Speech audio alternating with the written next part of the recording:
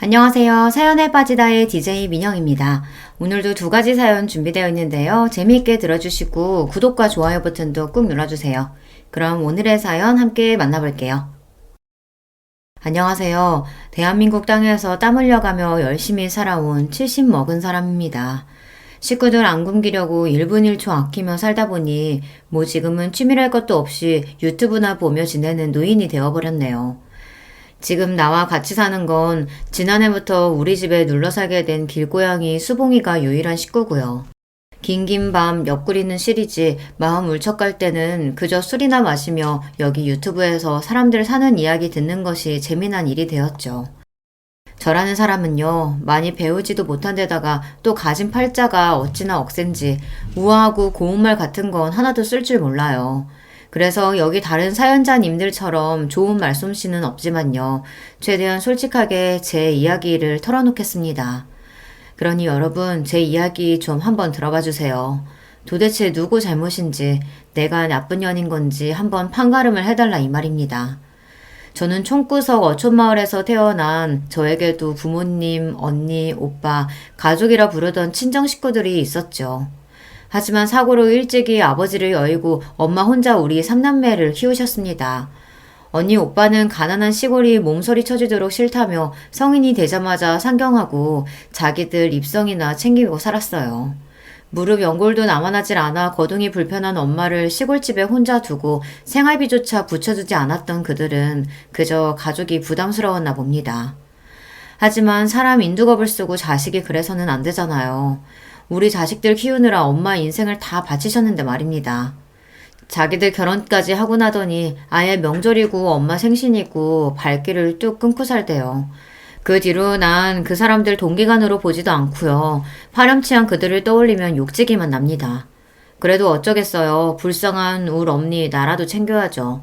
20살 때부터 내가 돈 벌어 엄마 병원비 대고 생활비 벌며 모녀 둘이 살았네요. 그래도 결혼해야 한다. 너 가정 이루는 거 봐야 죽어도 눈 감는다던 엄니는 맨날 나만 보면 시집 타령을 하셨어요. 그러면 전 괜스레 엄마에게 성을 냈죠. 됐어. 나 같은 거 어느 놈이 이쁘다고 데려가겠어요. 결혼 못한 처녀 귀신으로 죽어도 하는 수 없죠. 이렇게 툴툴대며 우악스러운 처녀였던 저도 운명의 사랑에 빠지고 말았죠. 장돌배기처럼 다니는 트럭 장수 남자가 좋아져서 저도 시집이라는 것을 갔으니까요. 그 사람이 결혼하자고 말했지만 난 대번에 거절하고 돌아서 장대비처럼 눈물을 쏟아야 했어요. 너무너무 그가 좋지만 같이 살고 싶지만 혼자 계신 울 엄니를 나까지 버릴 수는 없어서요. 그런데 그 남자는 내가 청혼을 거절해야 했던 이유를 알아채곤 이렇게 말해주었습니다. 난 고아나 마찬가지 아닌가.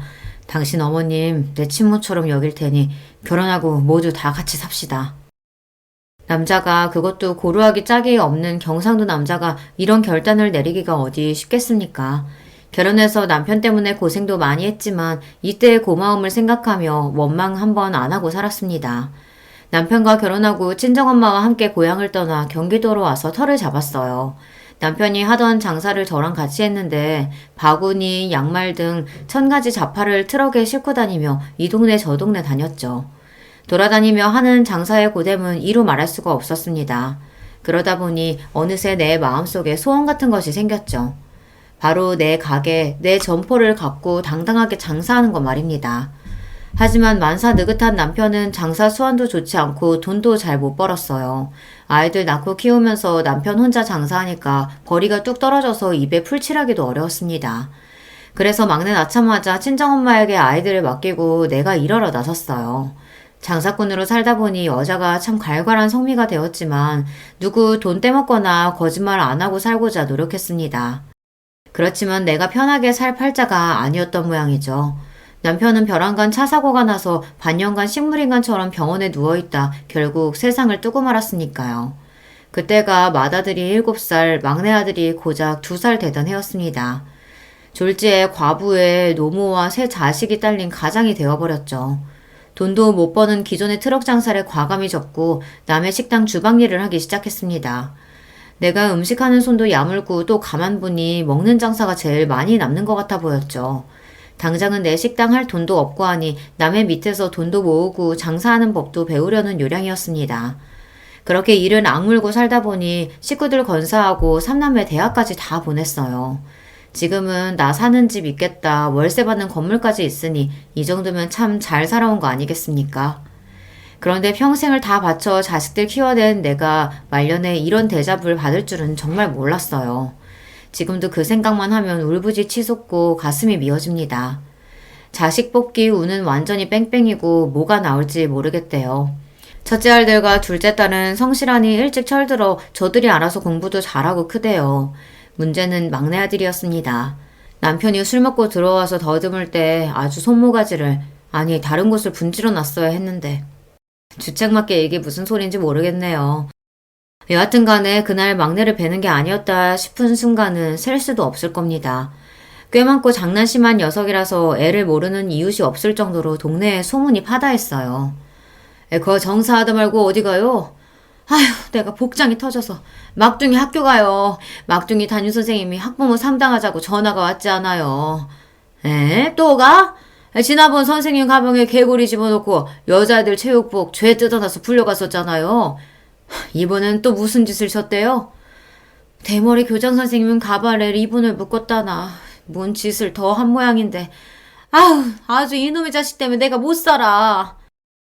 걸핏하면 막내가 사고쳐서 학교에 불려가야 했어요. 죄송한 마음에 학년이 끝나면 의뢰 담임 선생님 가족분들을 제 식당에 모셔서 대접했죠. 선생님, 성태기 자식 때문에 얼마나 노고가 많으셨습니까? 엄마로서 제가 참 죄송하고 고맙고 해서요. 없이 사는 사정이라 드릴 거라고는 이 사죄주 한 잔 올리고 음식 대접하는 것 뿐이라요. 촌지나 내놓지 하는 표정으로 제 초대를 거절한 선생님도 있었지만 대부분 제 정성을 뿌리치지 않고 초대에 응해주셨죠. 성태기가 장난은 곧잘 쳐도 머리 회전이 빠른 놈이니 때려서라도 끝까지 공부시키라던 고마운 선생님도 있으셨습니다. 그 말씀대로 막내 우격 다짐해서 좋다는 학원에 집어넣어 억지로 공부시켰습니다. 공부 안 하고 딴 데로 샜다거나 시시껄렁한 친구들과 어울리면 곧바로 귀때기를 잡고 끌고 와서 빗자루가 부러질 정도로 매질을 하며 강하게 키웠어요. 엄마 말 안 듣고 반항하던 놈도 어느새 맘 잡고 공부하더니 결국 연세대에 합격을 했다는 거 아닙니까? 더 공부 잘하던 지 작은 누나도 한양대에 갔는데 사고뭉치 막내가 이 정도면 성공한 거죠. 우리 동네에서 자식 셋 다 좋은 대학교 보냈다는 이유로 저 가슴 좀 피고 삽니다. 물론 자식들이 알아서 잘한 거지만 과부로 자식 셋을 좋은 대학까지 보냈다는 것이 내 훈장과 같은 것입니다. 하지만 대학 보냈다고 자식 교육이 끝난 것은 아니죠. 어느 날 막내 다니는 대학교 행정처에서 전화가 걸려왔습니다. 여보세요? 네, 최성택 학생 부모님 되시죠? 이번 학기 등록금 납입이 안 되어서 전화드렸습니다. 네? 등록금 미납이라니 그럴 리가요. 분명히 몇 달 전에 학교 갖다 내라고 고지서 적힌 420만 원 애한테 현금으로 줬는데요. 글쎄요. 뭔가 착오가 있었는지 모르겠지만 미납 상태인 거 맞습니다. 이번 주까지 납입 안 되면 학생은 재적 처리될 거라는 거 유념하세요. 아니요. 선생님, 내가 내일 학교 가서 절대로 낼게요. 그러니 학교에서 자르지 말아주셔요. 이게 어찌된 일이냐며 막내에게 따져 물으니 그놈은 막 횡설수설하는데 결국은 지가 술 먹고 노는데 그 돈을 다 갖다 써버렸다는 거예요.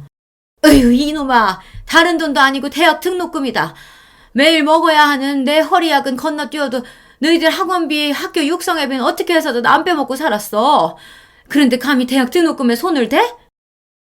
학창시절부터 가게 돈통 슬쩍하고 문제집 산다고 뺑땅 치는 거 혼낸 적이 부지기수였습니다.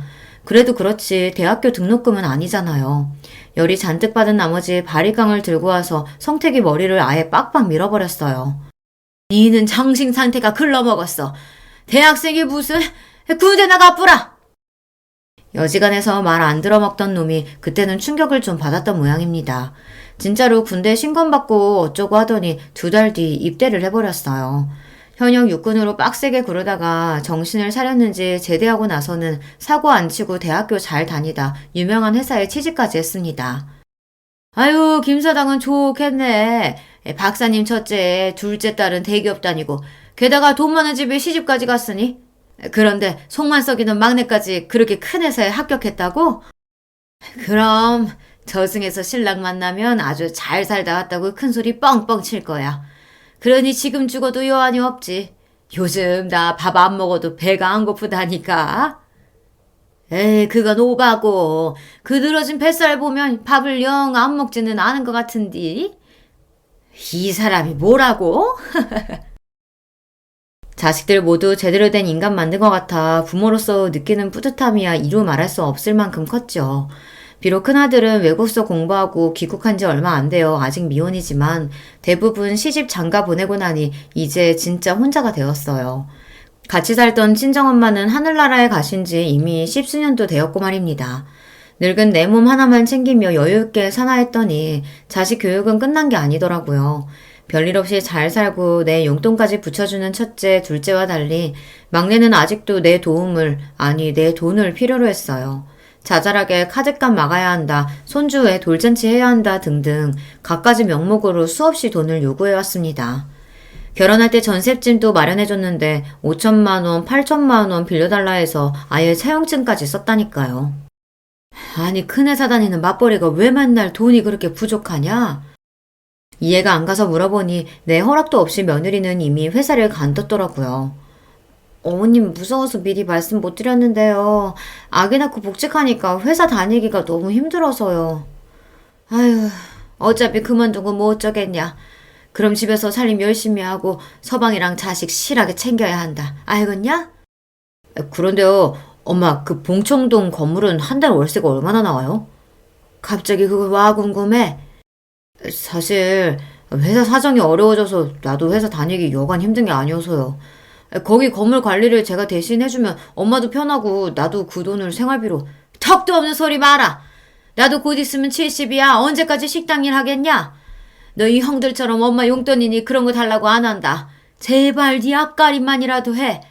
너 절대로 그 회사 그만 못 둔다. 알겠냐? 제가 이런저런 단칼에 거절해버리니 다시는 일 그만둔다는 소리 입 밖으로 꺼내지 않았습니다. 그런데 결국 막내 이놈 큰일을 저지르고야 말았습니다. 어느 날 무섭게 생긴 깡패 세 놈이 우리 가게에 찾아와서 난동을 부렸어요. 최성택이 돈을 빌렸는데 기한이 넘도록 안 갚고 있으니 부모가 대신 책임져야지? 네, 아무리 굶었을지언정 사채에만은 손대지 않았습니다. 사채 빚에 가족들이 뿔뿔이 흩어져서 사람 구실 못하고 사는 경우를 여러 보았기 때문이죠. 그런데 멀쩡한 놈이 뭐가 부족해서 사채비까지 쓴 것인지 당장 막내를 불러다 제대로 혼냈어요. 내가 너를 어찌 키웠는데 맨날 너는 이 어미 속을 뒤집는 거냐, 이 화상아. 나는 다급히 그놈 때릴 몽둥이를 찾아다녔습니다. 그 모습에 겁먹은 막내는 도리어 나에게 이렇게 대들었어요. 엄마 그만 좀 하세요. 우리 때문에 요 모양 요 꼴로 사셨다고 시위하시는 거예요? 왜요? 그때 그 한 아저씨한테 못 간 것도 자식들 때문이라고 원망하는 거죠. 니 미쳤냐? 30년도 더 지난 얘기를 못하라 꺼내. 쭈구렁 방탱이가 다 된 나한테 뭐 그런 연모가 남았다고? 어쩌면 과거에 그때 엄마가 자기를 버릴지도 모른다는 두려움 때문에 막내는 아직까지 그 오래된 일이 선명하게 남아있나 봅니다. 한 사장, 이 나이 먹고 말하기 남사스럽지만 저에게도 애들 놓고 재취하고 싶을 만큼 좋아했던 남자가 하나 있었습니다. 1992년도 한방눈이 펑펑 내리는 날 그 남자와 얘기 나누던 기억은 보물처럼 가슴에 묵혀두고 가끔 생각만 했었는데 어디 그 이야기나 해볼까요? 고깃집 식당에서 주방 이모로 있을 때인데 한 사장님은 그 옆 정육점 가게 주인이었어요. 한 사장은 몇 년 전 마누라가 도망친 뒤로 딸 하나를 키우고 살았는데 그 애가 우리 둘째 딸과 같은 나이였던가 그랬습니다. 어느 날 식당 가장 바쁜 저녁 시간에 둘째가 홀딱 젖은 생쥐 모습으로 돌아왔어요. 엄마, 제발 우리 다른 동네로 이사 가면 안 돼요? 우리 딸은 내 말 잘 듣고 엇나가는 걸 본 적이 없는 착한 애입니다. 9살 난 애가 엄마 대신에 방 청소도 하고 방에 연탄불 넣으면서도 불평 한 번 안 하는 속 깊은 아이였죠. 그런데 애가 엄마 보러 식당까지 온 데에는 다 그만한 이유가 있었던 것인데 난 마냥 애를 밀어대면서 집에 가라 가라 했습니다. 급기야 둘째는 울음을 터뜨리고 그 모습에 화가 난 식당 사모님이 저한테 소리쳤어요. 아줌마 여기서 쫓겨나고 싶어? 손님들 식사하시는데 왜 애 우는 소리 나게 해? 재수없게. 빨리 애 보내고 주방 들어가요. 황급히 가게 뒤편으로 둘째를 데리고 가서 애 등짝을 철썩철썩 때렸습니다. 엄마 더 곤란해지기 전에 후딱 집에 가지 못하느냐면서요. 엄마, 내 말 한 번만 들어주세요. 우리 반 남자애들이 내 옷에서 냄새 난다고, 빨래 대신해준다고, 화장실 내걸레 빤 물을 나한테 끼얹어 버렸다고. 우리 이사가, 나 전학 갈래. 세상에, 어느 쏘글 놈의 자식들이 내 딸내미한테 그런 짓을. 서러워서 꺽꺽 웃는 딸의 모습을 보니 속에서 천불이 나고 네 신세도 엄마 신세 따라가는구나 싶어 울컥한 나머지 딸을 껴안고 나도 같이 울었습니다. 그렇게 딸을 보내고 가게에서 사장님 사모님한테 자리 비웠다고 혼났는데 한이 서리더라고요. 가게 뒷정리를 혼자 다 하고 가게 문 셔터 닫고 의차 일어섰습니다. 그때 눈송이가 하늘에서 나풀나풀 내려오대요. 눈이 참 더럽게 이쁘네.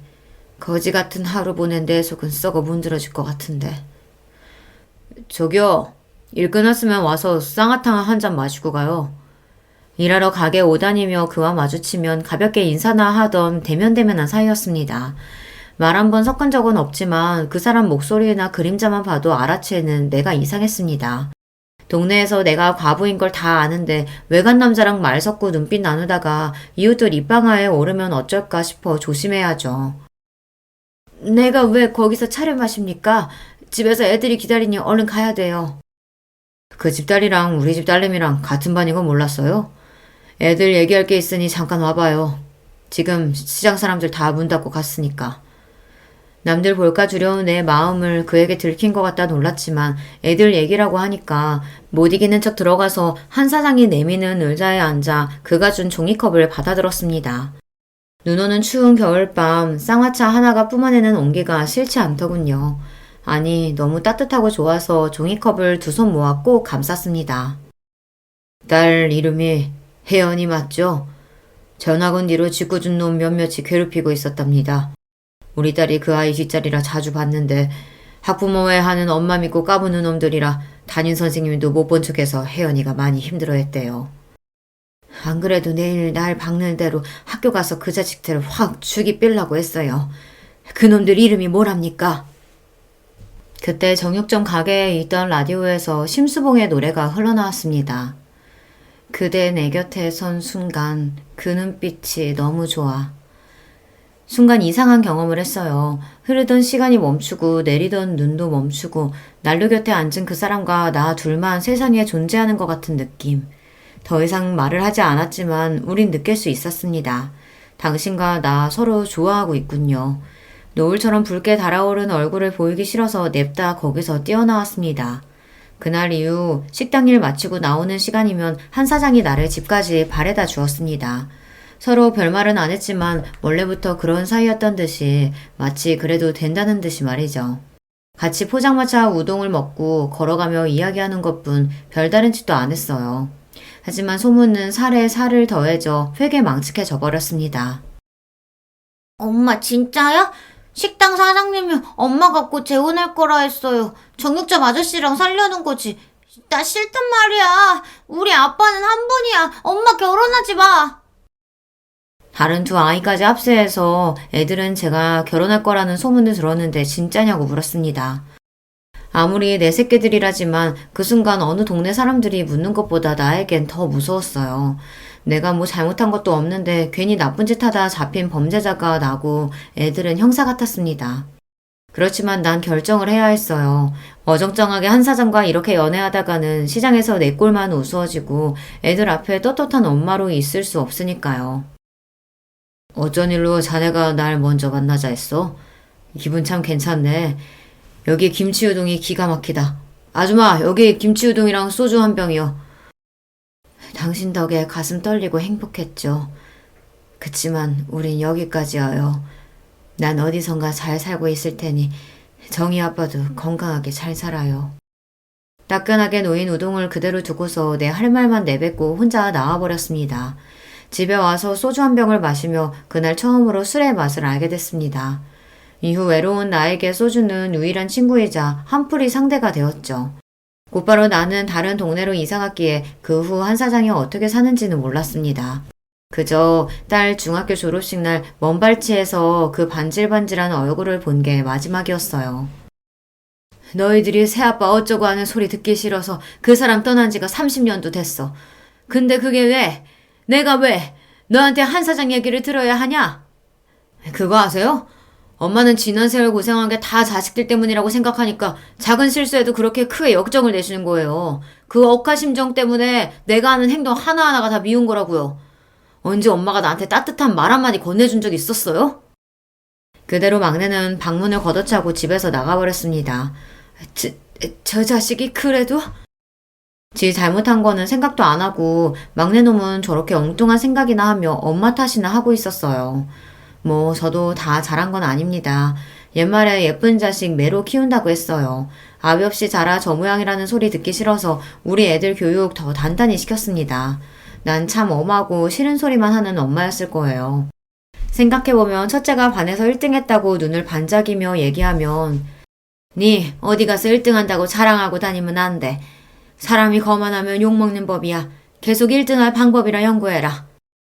마음 같아서는 애 얼싸안고 어야둥둥 춤이라도 추고 싶었지만 꾹 참고 이렇게 말했어요. 그때 시무룩하게 돌아서던 큰아이의 얼굴이 생각납니다. 그리 모질고 엄한 엄마라서 자식들 머리 크고 나니 이렇게 안타깝고 후회스럽네요. 막내 말대로 난 따뜻한 그런 엄마는 아니었습니다. 대신 억척스럽게 돈 벌어서 어디 가서 기죽지 않도록 애들 입히고 먹이고 가르쳤어요.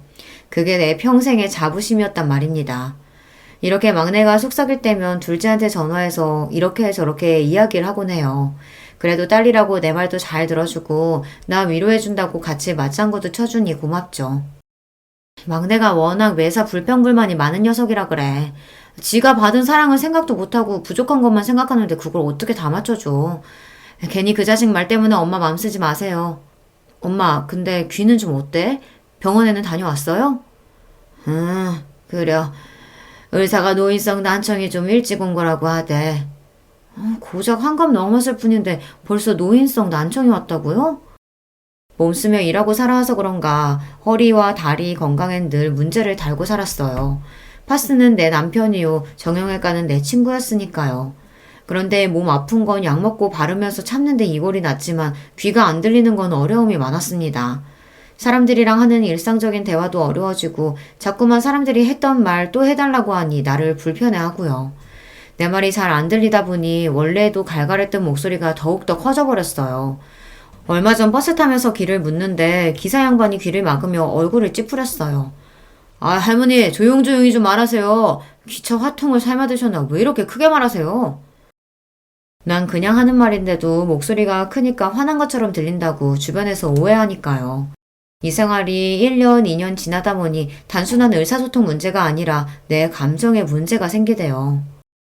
야, 내 그 소튼 여기다 갖다 놓으라고 말하지 않았냐? 아쿠야, 어머니 애 떨어지겠어요. 그냥 말씀하시면 되지 왜 그렇게 성을 내세요? 아니, 난 그냥 말한 것인데. 여보... 잘못한 것도 없는데 시어머니가 화내고 욱한다며 며느리는 제 남편한테 달려가 이르는 꼴이란. 그러면 또 막내 아들놈은 쫓아와서 엄마는 아버지 제사상 도와주는 며느리한테 잘 좀 대하지 이게 뭐냐. 왜 자식들을 못 잡아먹어 안달이냐. 이렇게 저한테 한 소리 해댔어요. 내가 귀머거리 같이 안 들리고 소리 버럭버럭 지른다고 해서 그때부터 자식들이 날 싫어하게 되었을까요? 나도 늙고 병들고 싶어서 그런 게 아니라 늙다 보면 몸이 그렇게 되는 건데 내 입장에서 참 억울해요. 그러다 작년 명절에 막내 며느리와 감정 싸움까지 번진 적이 있습니다. 음식 남기고 버리면 못 쓴다. 남긴 잡채는 싸줄 테니까 집에 가서 데펴 먹어라.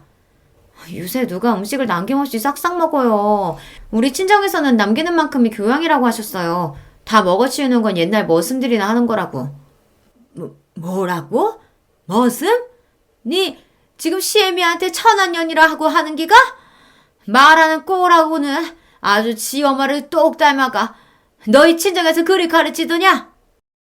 예전 상견례에서 만났던 안사돈의 불쾌한 기억이 떠올라서 버럭 지르고 말았습니다. 자기들은 서울 태생이라는 이유로 꼴보기 싫게 거만했던 안사돈은 식사 중에 이렇게 말했죠.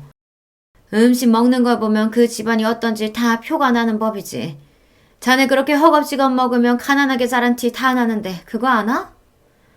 내 아들에게 이렇게 면박을 주는데 아들은 물론이고 나와 우리 집안을 욕먹이는 말이죠. 그래서 무례한 안사돈에게 큰 소리로 뭐라고 해댔습니다. 어머니는 왜 저희 친정엄마까지 들먹이세요? 예전 상견례 자리에서도 어머님이 우리 엄마한테 소리 지르고 뭐라고 하셔서 제가 얼마나 속상했는 줄 아세요? 그래서 너는 시집오지 몇 년이 된 지금까지 그걸 가슴에 담아두고 시애미한테 화내는 게냐? 그럼요. 그런 게 어디 잊혀지나요? 제가 어머님한테 시집살이 당한 이야기하려면 밤새도 모자라요. 아주 의문스럽고 앙큼한 며느리지 않습니까? 막말로 그 사돈댁이 먼저 내 체면을 깎아내리는 말을 했었는데 그럼 예 다 맞습니다 하고 제가 참고 넘어갔어야 했나요? 그런데 며느리는 그 외에도 나에게 억울했던 일, 혼나고 집에 가서 운 일 등등 원망을 퍼부었습니다. 나도 너같이 옹졸한 며느리 필요 없으니까 집에 오지 마라. 꼴도 보기 싫다. 이렇게 며느리 하는 원망 나도 성을 내며 나왔고 며느리와 감정의 골이 깊어졌습니다. 그렇게 막내 없이 지내던 중 내가 올해 칠순을 맞이했다며 큰아들이 전화를 했어요. 얘기 들으셨어요, 어머니? 응? 무슨? 막둥이가 이제야 철이 드나 봅니다. 저랑 둘째한테 연락 돌려서 이번 어머니 칠순잔치는 자기가 다 알아서 할 거니까 형 누나들은 가만히 있으라고 신신당부하던걸요. 그놈이 무슨 거창한 계획이 있는지 어머니한테 비밀로 모르는 척하라고 신신당부까지 했어요. 그래? 그 녀석 엉뚱하기도 하지.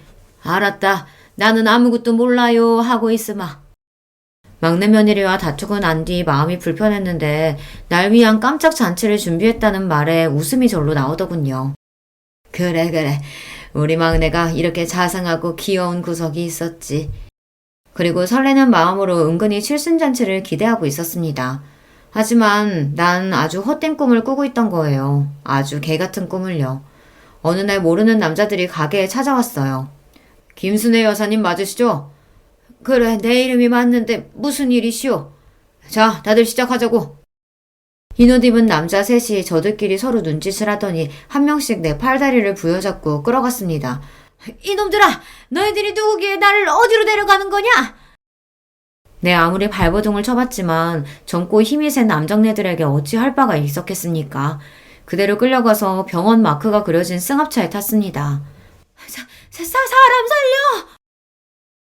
도움을 청했지만 내 목소리가 묻힌 채 끌려가 내가 갇힌 곳은 바로 정신병원이었어요. 영문 모르고 잡혀왔으니 나를 풀어달라 요구하고 소리 높여 발광하자 간호사들이 와서 강제로 나한테 주사를 놓아 짐승처럼 잔재웠습니다. 의사 선생님, 나 멀쩡한 사람이에요. 귀가 좀 멍멍하니 잘 안 들리는 거 말고는. 그런데 내가 왜 여기 있어야 돼요? 이미 가족분들, 그러니까 자녀분이 동의했습니다. 병속 폭언과 폭행을 일삼고 분노조절장애와 조현병 증세까지. 말도 안 돼. 내가 무슨 정신병이 있다고. 자식놈들에게 화가 나서 악을 쓰고 다리로 땅을 쾅쾅 찍자 의사는 태연하게 배를 눌렀습니다. 그러면 밖에 있던 남자 간호사들이 들어와서 나를 번쩍 안아들고 병실에 패대기 쳤습니다. 아, 나는 이대로 정신병자처럼 이곳에 갇혀서 생을 마감하게 되는 것일까. 지옥 같은 정신병원 생활보다 힘들었던 건 자식으로 인해 이런 일을 당했다는 것이죠. 매일 밤 아주 작은 환기창으로 달을 보며 평생 처음 소원이란 걸 빌었습니다. 제발 날 여기서 꺼내주셔요. 고생만 하고 살아온 거 하느님 아시죠? 말년의 일에 미친년으로 마감할 수는 없습니다. 정성스레 하늘에 비르다 보니 정말 응답하신 걸까요? 어느 날 발갓 활보 시간에 옥상 정원을 청소하고 있는 남자 노인 얼굴을 보니 내가 아는 사람이었어요. 그는 바로 그 옛날 내가 연모했던 한 사장님이었어요. 한 사장님? 제 목소리를 들은 그는 빗자루질을 하느라 굽히고 있던 허리를 펴고 두리번거렸습니다. 그 얼굴을 자세히 보니 비록 세월의 흔적으로 변했지만 똑똑히 알아볼 수 있었습니다. 내가 기억하는 그 한 사장이 분명했어요. 나를 기억해요? 많이 늙었지만 말입니다. 처음엔 한짝 옷 입은 나를 경계하다가 내 얼굴을 한참 보던 그는 결국 알아봐 주었어요. 알아요, 혜연 엄마. 아니, 수님씨. 저기요, 날 좀 도와주오. 난 한 사장에게 첫째와 둘째의 휴대폰 번호를 불러주며 내 상황을 대신 알려달라고 빌다시피 부탁했습니다. 그의 도움으로 다음날 둘째 딸이 병원에 찾아와서 난 겨우 풀려날 수 있었던 거예요. 혜연아, 아휴, 내가 이 꼴 보자고 아등바등 살아왔다.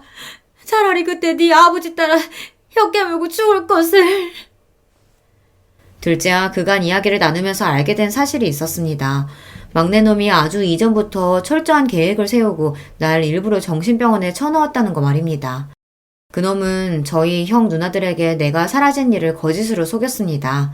나를 모시고 칠순잔치 호텔로 가던 중 나한테 얻어맞고 정신을 차려보니 자기들이 차에 쓰러져 있고 엄마는 이미 사라진 쥐였다고.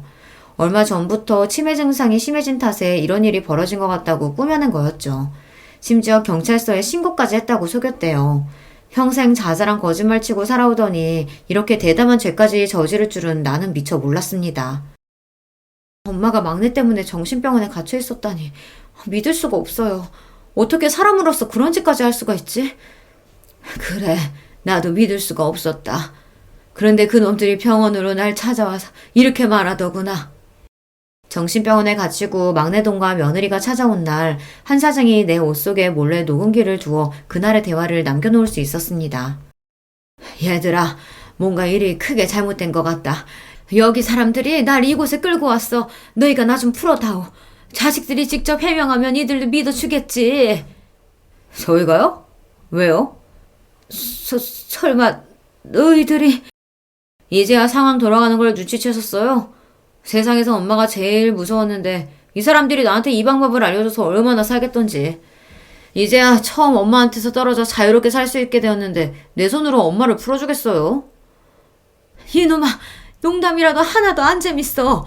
내가 너한테 무슨 죄를 지었다고 멀쩡한 어미를 이런 식으로 미친년으로 만든단 말이냐? 그러게 엄마가 평소에 자식들을 좀 겁박하고 자기 뜻대로 휘둘렀어야 말이지. 이제 나도 아이 달린 가장이라고요. 언제까지 뭐 하나 잘못하면 쪼르르 엄마한테 달려가서 혼나고 살아야 하나? 엄마 가진 집이며 건물 어차피 나중에 받을 거 지금부터 그거 갖고 살면 될 것을. 어머니, 저희도 이러는 거 괴로워요. 하지만 우린들 어떻게 해요. 그대로 있었으면 어머님한테 피 말려서 우리가 먼저 죽을 것 같은걸요. 녹음기 속 대화를 듣던 첫째와 둘째는 어찌나 충격을 받았던지 입을 다물지 못하고 눈만 껌뻑거렸습니다. 그 상놈의 자식 가만 안 두겠습니다. 어머니, 어떻게 하면 좋겠습니까? 막내놈을 어떻게 벌줘야 할지에 대해 두 아이와 의논을 했죠. 자식을 위해서라면 눈 하나 달래도 줄 수 있었던 어미지만 난 아들, 딸의 조언대로 변호사를 찾았습니다. 변호사님, 자식까지도 아는 막내 호적에서 파주쇼. 법원 판결을 통해 정당한 이유로 인정을 받아야 가족관계 등록부 정정이 가능합니다. 우리나라에서 호주제는 폐지되어서 이제 호적 자체가 없기도 하고요. 그럼 어떻게 방법이 없는 건가요? 그럴 수야 없죠. 의뢰인께서 막내 아드님으로부터 당하신 일에 대해 복수하셔야 하지 않겠습니까? 내가 처했던 상황을 설명하자 변호사님은 최선을 다해 돕겠다고 자기만 믿으라 장담했어요.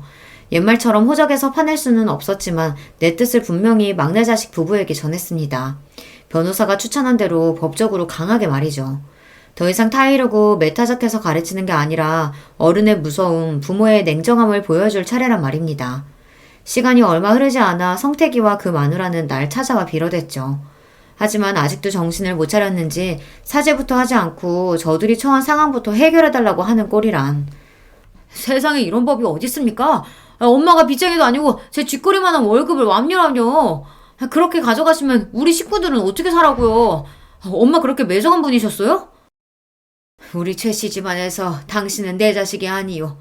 나한테 빌려간 돈 안 갚으면 압류해서라도 받아야지. 안 그러니 얘들아? 당연하죠. 성택이 너 사람이 그러면 안 된다. 어? 저희 도와주실 거 아니면 고모는 좀 빠져주시죠. 어머님, 우리는 어머님이 진짜 치매가 세게 온 줄 알고 7차 병원에 갔던 거지 다른 뜻은 없었어요. 그러니까 제발 노여움 푸시고. 참나. 이봐요 재수씨. 우리한테 와서 뭐라고 했죠? 엄마 실종 신고하고 안 들어오면 엄마가 소유했던 집이며 건물 다 당신들이 관리하겠다고 우리 설득하려고 들었지. 결국은 엄마 재산 노리고 정신병원에 감금해놓고 어디 뻔뻔하게 얼굴을 들고 다니는지 원. 뭐? 형, 말이면 단 줄 알아? 형이나 누나도 우리랑 다 같은 핵심 품었었잖아. 겉으로는 착한 척, 엄마 걱정하는 척 하면서 실은 속으로 엄마가 실종되고 사망 처리되게 바랬던 거 아니야? 형도 엄마 유산 바랬던 거 아니냐고. 막내놈이 형에게 대들자 아예 두 아들놈은 멱살잡이 하는 상황까지 오고야 말았습니다. 그 광경을 보니 내 속에서 불이 나더라고요. 나도 모르게 막내놈의 뺨을 후려 쳐버렸습니다. 어디 내 장남 멱살을 잡아? 아저씨가 뭔데? 당장 내 집에서 나가라. 분명히 말하지만 너희는 내 자식 아니니까 이 집에 찾아오지도 말고 내 돈이나 얼른 갚아. 안 갚으면 계속 그렇게 월급 차압 당할 거라는 것만 똑똑히 알고. 변호사의 조언대로 채권 강제 집행인가 하는 법원 명령을 받아 아들의 월급 380만 원 중 절반을 차압했으니 저들이 먹고 살기 힘들기도 하겠죠. 하지만 불효막심한 막내에 대한 단죄는 이것이 끝이 아니었습니다. 두 남매가 나를 위해 진짜 칠순잔치를 준비해서 서울 강남의 유명한 호텔에서 흥겨운 시간을 보내고 있었죠. 당연히 막내는 그 자리에 초청하지 않았고요. 그런데 둘째 손주들의 귀여운 축하 노래 중 어찌 알고 왔는지 막내 아들과 며느리가 그 잔치에 들어왔어요. 설마 미운 내가 보고 싶어서 칠순잔치까지 왔겠습니까? 뭐 월급 압류 풀어달라 사정할 목적이었겠죠.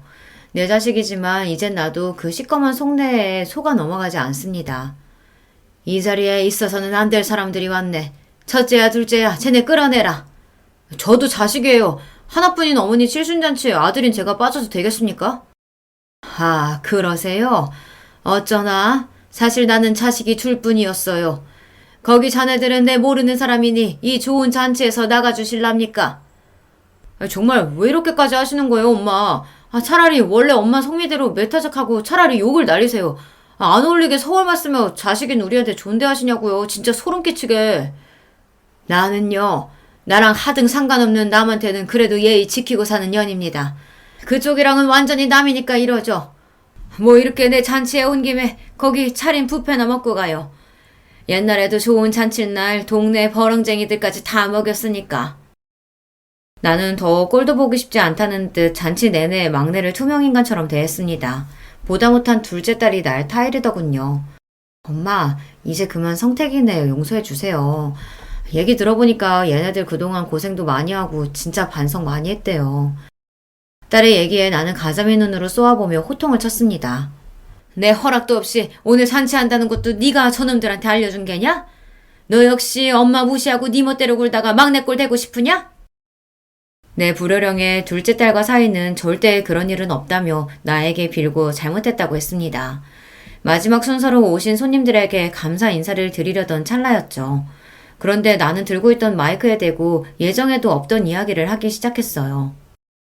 보잘것없는 이 늙은이의 칠순잔치를 두 자식이 합심해서 열어준 것에 고맙구나. 또 바쁘신데도 불구하고 여기까지 와주신 손님들께 뭐라 감사의 말씀을 드려야 할지 모르겠습니다. 아까 중간에 한번 소란을 피웠죠? 내 치부이고 내 허물이지만 난 감추는 법을 모르는 사람이니 여기 계신 모두에게 얘기 드리죠. 저 막내 아들인 놈이 이 애미한테 무슨 짓을 했냐면요. 그 자리에서 그놈들이 벌였던 천인공노할 짓을 한 푼도 더하거나 빼지 않고 온전히 사실 그대로 밝혔습니다.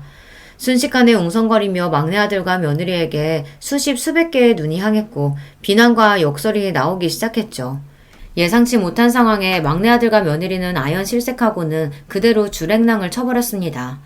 그러자 다른 두 자식들 또한 몹시 당황했습니다. 애들이 진땀을 흘리며 손님들에게 해명하고 분위기를 수습했지만 거기에서 이미 내 칠순잔치는 파장이 되어버리고 말았죠. 한 사람 한 사람 오신 손님들이 가시는 걸 나는 멍하니 바라보고 있었어요. 어머니가 막내에 대한 원망의 마음 이해합니다. 그렇지만 우리 가족의 일을 이렇게 만천하에 공개까지 했어야 했어요. 내 지인들, 친척분들 앞으로 어떻게 보라고요. 정말 너무하세요, 엄마. 막내가 저렇게까지 엇나간 데에는 이토록 심하게 구는 엄마의 탓도 있다는 생각 안 해보셨어요? 내 칠순을 축하해주겠다는 자리에서 남은 자식들까지 이렇게 날 비난하고 탓하니 그렇게 서러울 수가 없더군요. 그래! 자식놈들 다 필요 없다! 너희도 그만 썩 나가! 그렇게 첫째네 둘째네 가족들도 나가버리고 그 넓은 홀에 나 혼자 덩그러니 남았습니다. 아니, 그 자리에 남아준 단 한 사람이 있었죠. 내가 정신병원에서 탈출할 수 있게 도와준 한 사장님이요. 그는 서러움에 끄끄 울고 있는 내 어깨에 손을 얹으며 곁에 있어 주었습니다. 내가 원래 성질머리가 이렇게 고약해요. 그래도 내 잔치인데 남은 자식들까지 저렇게 날 탓하고 떠나가네요. 한 사장님, 내 인생은 엉망진창이었나 봐요. 나는 겨우 딸 하나인데 호래비로 열심히 키웠대도 지금 이래 혼자 아닙니까? 키우는 수고만 있지 부모 마음 하나 몰라주는 게 그게 자식이에요. 하던 정육점도 어음 못 맞고 푸어놨는데 돈 없는 아비는 아비 대접도 안 해줘요. 지가 돈 벌어 대학 등록금 내고 시집도 제 돈으로 갔다면서 아버지 사는 집에 코빼기도 잘 안 비춤디다. 병원에서 청소하면서 이렇게 나 혼자 먹고 살고 있잖아요. 들어보니 한 사장님의 사연도 참 기구하고 탁했어요. 자식들이 날 정절없는 어미로 생각할까봐 두려워서 애모의 감정을 감추고 그에게 도망쳤던 날이 기억납니다. 그런데 다 늙은 지금 내 인생에 무엇이 남았는지요. 자식이요? 아니면 어느 정도 모은 재산이요? 난 이제 새 인생을 살기로 작정했습니다. 좀 더 아껴서 자식들 앞으로 큰 유산이나 남기려고 했던 마음 버리고요. 모아놓은 돈 내가 다 쓰고 살다 죽기로 했죠. 평생 하던 식당을 처분한다는 소식에 맏아들과 둘째 딸이 오랜만에 찾아왔습니다. 그 잘되던 가게를 왜 정리하냐고 묻더군요. 이놈들아, 내 가게 내가 원할 때 정리도 못하냐? 70 넘은 내가 죽을 때까지 돈 벌면 뭐해? 너희들 앞에 유산밖에 더 되겠어. 어떻게 된 게 내 건강 걱정하면서 가게 그만두라는 자식놈이 하나가 없다냐. 내가 참 헛살았어. 엄마, 옛날 망원동에서 정육점 하던 아저씨 요즘 만나고 다니시죠? 그분하고 살림이라도 차리려고 이러시는 거예요? 다 늙어서 무슨 추태예요. 곱게 사시던 대로 사셔야죠. 그 아저씨 다 엄마 돈 노리고 그러는 거라고요. 끝까지 자신들 잘못은 뉘우치지 못하고 이 엄마의 서운함은 몰라주는 아들, 딸이 몹시 밉고 화가 났습니다. 그래, 설령 내 돈 탐나서 그러면 좀 어떠냐? 나 외로울 때 옆에서 같이 소주 한잔 해줄 사람은 내 자식이 아니야. 그 사람이지. 나 아플 때 병원 같이 갈 사람이 너네겠냔 말이야. 한 사장님이 그렇게라도 해준다면 난 그걸로 족한다. 그와 함께 호의호식하며 남은 여생 살 거다. 죽을 때도 아예 남은 재산 사회에 다 헌납하고 눈 감을 거야. 난 이제 너희 같은 자식들 필요 없다. 내가 길길이 날뛰니까 아차 싶었던지 뒤늦게 자기들이 잘못했다고 첫째와 둘째는 용서를 구했지만 이미 내 마음은 돌아섰습니다. 자식놈들 꼴도 보기 싫어서 내보내고 그저 남은 인생 어떻게 재미나게 살지만 생각하기로 했어요. 봄에는 영산홍 축제도 가고 가을에는 내장산 단풍도 보러 가면서 나도 남들처럼 즐기면서 살기로 했습니다. 그리고 그 옆에는 한 사장님이 동반해주기로 약속했죠. 우리는 둘도 없는 친구처럼 찻집에 가고 영화관에도 가며 정답게 지내고 있어요.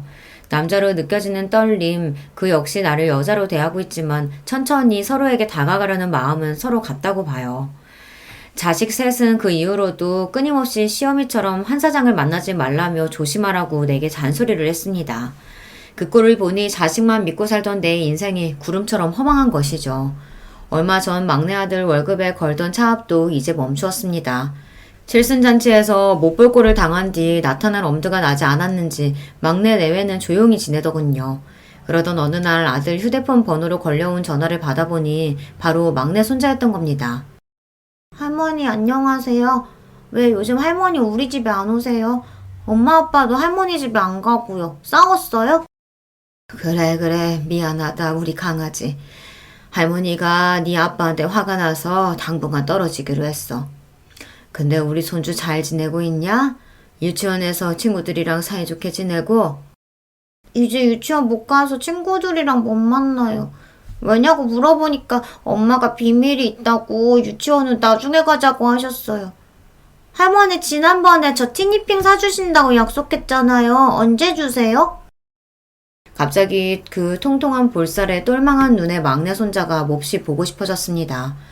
화가 난다고 이제 자식들 다 필요 없다고 마음의 빗장을 걸어 잠궜지만 천륜을 어찌 끊겠습니까?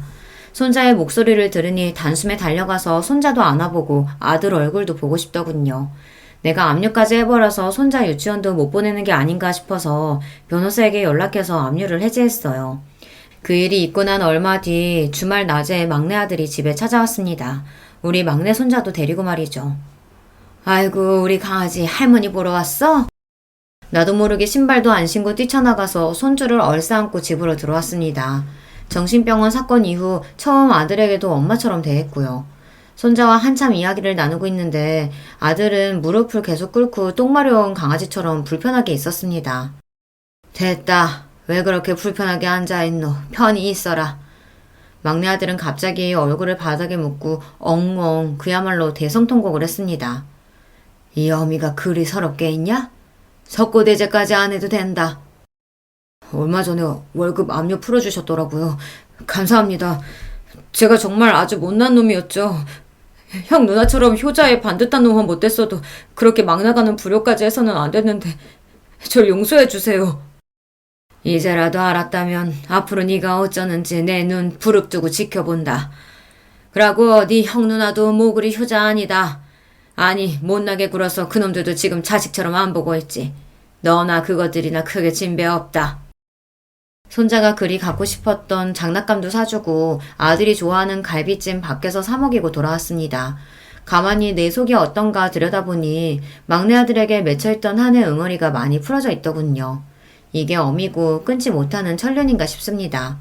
하지만 그렇대도 아직 막내가 저지른 죄를 완전히 용서한 건 아닙니다. 이놈이 진심으로 뉘우치는 것인지 아니면 그런 척 어미를 속이고 정신 못 차리고 있는 것인지는 좀 더 지켜봐야죠. 전처럼 자식들 필요한 거 다 해다 바치고 모든 애들 입장에서 생각하던 것은 이제 나 안 할랍니다. 예전 같으면 자식들 무서워서 남자친구는커녕 친구도 잘 못 만났는데 지금은 자식들이 뭐라든 한 사장님하고 가깝게 지내니까요. 이쯤에서 구독자 여러분께 묻고 싶네요. 여러분이 저처럼 정신병원에 가둔 자식이 있다면 그놈을 용서하고 전처럼 받아들이실 수 있으신지요? 그래도 자식이라고 품어주려는지요? 자식들이 엄마가 변했다고 노망이냐며 서운하다고 나오는데 제가 뭐 그리 잘못한 것입니까? 나도 헷갈리고 마음의 갈피가 안 잡힙니다. 어떤 날은 그래도 내가 어미고 우다른인데 허물 다 덮고 자식들 봐줘야지 싶다가도 서운함이 가시질 않아요. 그래서 감히 여러분께 여쭙고 싶어요. 첫째와 둘째 그리고 이 막내놈을 용서하는 게 맞습니까? 아니면 저들이 뭐라곤 유산이고 뭐고 남기지 않고 제 마음대로 다 쓰다가는 게 맞나요? 여러분께서 댓글로 저한테 조언을 좀 해주세요. 도대체 내가 뭘 잘못해서 자식들이 이렇게 되어버린 건지, 만약 100% 자식놈들 자식이라 이렇게 된 거면 내가 뭘 어째야 좋을지 말입니다. 여러분께 내 자식들 못난 점까지 드러내며 이렇게 간곡히 고민 상담을 부탁드리니 송구하네요. 하지만 불쌍한 노인네 도와준다는 마음으로 지나치지 마시고 이야기 좀 보태주셔요. 그럼 전 여러분만 믿고 이제 글의 문을 닫을게요. 제 사연 들어주셔서 참으로 감사합니다. 안녕하세요. 저는 얼마 전에 할머니가 된 기쁨을 누린 사람입니다. 살다 보니 이런 날도 기어이 오더라고요. 제가 유튜브에서 가장 좋아하는 채널에 제 지난 이야기를 사연으로 한번 보내어 봅니다. 아직 인생을 통달했다고 말하기에는 너무 부끄럽긴 하지만 그래도 할머니까지 된 입장으로서 인생이란 뭔가를 얘기해 보자면 저는 내 이야기 하나 제대로 들어줄 사람 만나기가 생각보다 쉽지 않은 것. 이게 바로 인생이라고 생각해요. 저는 워낙 타고나기를 활기차고 왈가닥인 소녀였어요. 가진 것에 비해서 늘 꿈이 비대하기도 했었답니다. 속으로 늘 오빠보다 제가 낫다고 여기면서 친정 부모님이 뭐라고 하시든 콧대가 쉬이 꺾이지 않는 딸이기도 하였고요. 그런 나날을 보내던 중 제가 중학교 시절에 동생이 태어났습니다. 집안의 막내였고 늦둥이였죠. 제 여동생 새별이가 태어나는 바람에 저는 고등학교에 진학을 못하게 되었습니다. 동생의 탄생과 고등학교 진학 무산이 대관절 무슨 상관이냐고요? 저희 친정처럼 형편이 애매하게 안 좋았던 집들에게는 상황에 따라 자식의 거취가 시시각각 바뀌는 게 잘만 일어나는 현상이었습니다. 갑자기 아기를 키워야 되는 집이 되었으니까 제가 고등학교로 가는 게 비효율적이라고 친정 부모님은 판단하셨던 것이었죠. 내가 고등학교 가는 것을 얼마나 손꼽아 기다렸는데 청초한 여고생이 되어보고 싶었건만 그 꿈이 이렇게 무산되는구나. 부모님께 대들고 반항을 해보자니 집안 형편이 지금 어려워진 것 같고 출산 이후로 엄마의 건강도 좋지 못하시고 그런 상황이라 말대꾸도 못하겠어. 이건 어쩔 수가 없구나. 눈물을 쓰게 삼키며 고등학교 진학을 단념했던 날 아무도 몰래 저는 동네의 뒷산에 가서 눈물 콧물을 다 흘리며 오열했습니다. 이 세상에서 제일 가는 비련의 여주인공이 된 것 마냥 불행한 스스로에 취해서 많이 울었었네요. 그렇게 울고 나니까 얼마나 배가 고프던지 집에 돌아가는 길에 이웃집의 밭에서 과일 서리를 하나 몰래 하고 말았는데 낌새를 느낀 것인지 주인이 집에서 얼른 나오길래 안 들키려고 미친 듯이 내달렸다가 돌부리에 걸려 넘어져서 다리에 상처가 났었죠. 그런데 그 상처가 제가 나중에 결혼하고 애를 낳을 때까지도 흉터를 남긴 채였어요. 볼 때마다 얼마나 기가 막히던지요. 혼자 괜히 폰 잠겠다고 뒷산에 가서 울지만 않았어도 배가 안 고팠을 거예요. 그러니까 저는 희한한 쪽으로 많이 튀는 애였던 것 같아요. 갓난아기 동생, 사실 얼마나 귀여운 존재입니까? 그러나 저는 언니가 되어서는 동생인 새별이가 아기일 적에 이를 박박 갈면서 미워했었습니다. 그냥 주는 것 없이 얄미웠어요. 주변에서 귀여운 동생이 생겨서 좋겠다라고 말하면 저는 반드시 그 사람에게 보복을 가했습니다. 이런 나쁜 언니에게 잘못 걸린 제 동생 새별이 과연 무사히 클 수 있었을까요?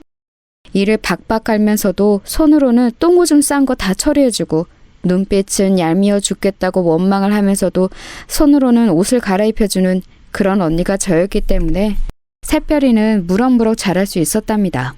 솔직히 제가 아니었으면 그렇게 잘 크기 힘들었을 거라고 저는 감히 자부할 수 있어요.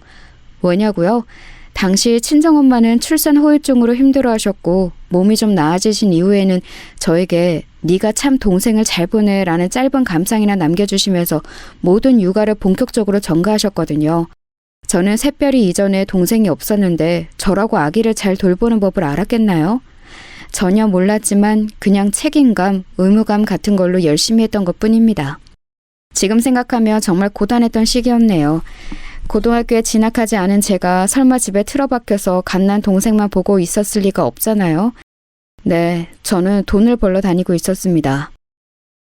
아이, 좋은 아침. 너는 여상 가냐? 나는 공장 간다. 당시에 저는 제 중학교 동창들을 동네에서 만나면 그런 식으로 씩씩한 인사를 먼저 건넸습니다. 잠깐이었지만 약간은 동네에서 유행어처럼 번지기도 했어요. 넌 여상? 난 공장. 이런 식의 제가 만들어낸 표현이었는데 사람들이 제 흉내를 내면서 꽤 썼었습니다. 당차고 야물딱짓하면서 동네 어른들은 다 저를 좋게 봐주셨던 것 같아요. 하지만 제 속은 조용히 문드러지고 있었답니다. 저는 공장이 아니라 친구들이 다니는 여상을 다니고 싶었거든요. 공장에서 내도록 서서 일을 하며 눈알 빠지게 반복 작업을 해야 한다는 것 자체가 너무 괴로웠어요. 저도 친구들처럼 학교 생활을 하고 싶었죠. 그러던 어느 날 고된 일을 마치고 집에 오자마자 새별이부터 챙기고 간단히 집안일을 하고 그러고 있는데 오빠라는 놈이 교복 차림으로 하품을 쩍쩍 날리면서 귀가를 하더니 가방을 아무렇게나 획 내팽개 치더라고요. 마치 저보고 알아서 정리하라는 지시 같았습니다. 집구석도 좁아 죽겠는데 가방을 던지는 행위에 저는 열이 받았죠. 그래서 그 가방을 오빠의 등짝에다가 날려줬습니다. 그랬더니 친정 부모님이 깜짝 놀라시면서 저를 혼내셨어요. 공부하고 온 오빠는 왜 괴롭히냐면서 말이죠. 친정 아버지의 소뚜껑 손으로 꿀밤까지 세게 맞자 서러움이 밀려들었습니다. 참고 있던 화가 폭발하는 순간이었어요. 아버지, 왜 오빠만 고등학교 보내셨어요? 진짜 너무하시는 거 아니에요? 저도 고등학교 다니고 싶었다고요. 어허, 남자랑 여자랑 같지 않다고 내가 대체 몇 번이나 말해줘야 너는 알아들을 거야? 그리고 네 오빠가 너보다 공부머리가 더 좋잖아. 네가 공부를 잘해놓고 따졌으면 지금 내가 이렇게 기가 막히지는 않았을 거다. 공부 얘기에는 솔직히 대꾸를 할 수가 없어서 분했습니다. 그런데 제가 오빠하고 공부로 승부를 보기 이전인 아주 어렸을 때부터 이미 차별을 받았다는 것이 생각난 거죠. 아버지 말 맞다나 남자로 태어날 것을. 엄마, 도대체 엄마는 왜 나를 딸로 낳아서 내 인생을 힘들게 만들어? 나도 아들이었으면 귀염둥이 둘째 아들 소리나 들었을 텐데 오빠가 사고치면 사내 자식이 아주 장군감이네 이러고 내가 사고치면 기집애가 혼나고 싶어서 또 저러고 자빠졌네 이러고 솔직히 차별이 너무 심했잖아 옛날부터. 아유, 너는 진짜 별소리를 다 하는구나. 왜 그렇게 너는 억울해하는 거야? 엄마도 그렇게 컸어. 어? 여자라서 딸이라서. 너보다 더 심하게 차별받고 컸으니까 너는 세상에서 너무한 억울하고 분하다는 그 표정 좀 그만 지어.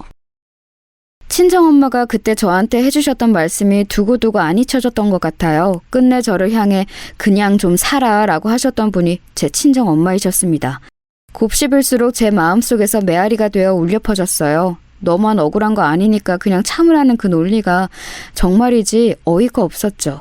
한참을 곱씹던 저는 동생을 품에서 재우며 이렇게 말을 해주었습니다. 야, 너는 나보다 한참 어리니까 네가 내 나이가 되었을 쯤에는 뭔가 달려져 있지 않을까? 아무튼 너는 딸이라서 서럽고 눈물나게 살지 마라. 결심을 하나 했는데 내가 오늘부로 너를 후계자로 딱 찜했어. 이게 무슨 말이냐 하면 앞으로 네가 나의 병기가 되어서 활약하는 거야. 내 병기로 성장해서 내 억울함을 네가 다 풀어줘. 알았지? 내가 팍팍 밀어줄게. 그러자 품 안에서 어린 새별이가 배시시 웃었어요. 알아들은 것도 아닌데 그렇게 웃은 게 너무 신기했죠. 집이 좁은 탓에 제 작은 목소리를 옆에서 다 듣고 계셨던 친정엄마는 고개를 저으셨습니다. 아유, 애한테 이상한 소리 마. 병기 같은 소리 하고 있네. 그리고 애가 뭘 알아듣기라도 하니? 왜? 못 알아들으면 이상한 소리 해도 되는 거 아니야? 너는 대체로 말을 상대방에게 한마디도 안 지는 편이야. 네 스스로 이 점을 알아야 돼. 지금은 네가 어리니까 단순히 객기라고 어른들이 받아줄 수 있지만 시간이 지나면 너도 바뀌어야 할 거야. 알았지?